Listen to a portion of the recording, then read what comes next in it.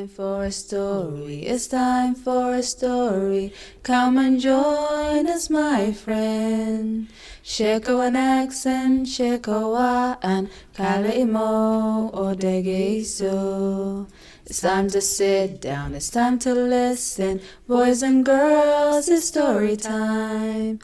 Haddaad rabtid inaad maqashid, kala imo oo dhegeyso. Asalaamu calaykum. Kusoo dhawaada waqtiga sheekada maanta. Magacaygu waxaa la dhahaa Teacher Hafsa. Waxaan aqrinaynaa maanta Handa iyo Layaabkeedii. Handa ayaa 7 xabo oo qudrad fiican ah salad ugu riday saaxiibteeda Akeyo.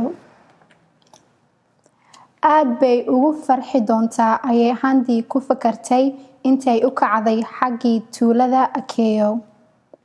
Talow keybay qudaarta ugu jeclaa doontaa. Ma waxay jeclaa doontaa mooska huruudda ah oo jilicsan mise saytuunka udgoon? Ma waxay jeclaa doontaa liin macaanta mise waxay jeclaan cambaha bislaaday? Ma waxay jeclaan cananaaska jidifka leh mise waxay jeclaa doontaa afakaadhada cagaarsan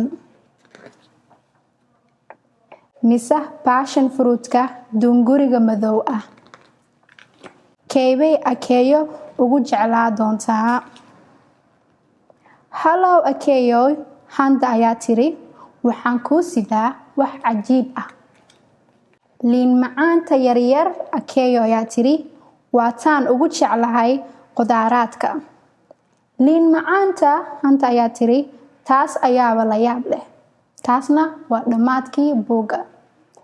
Buuggan aad iyo aad uga helay. Saa u jeedeen Handa saaxiibteeda waxay u keentay wixii aad iyo aad ugu faraxday. Adinkana waxaan rajeynayaa inaad ka hesheen saa ani uga helo camal. Mar kale is arki doonaa. Mac salaama.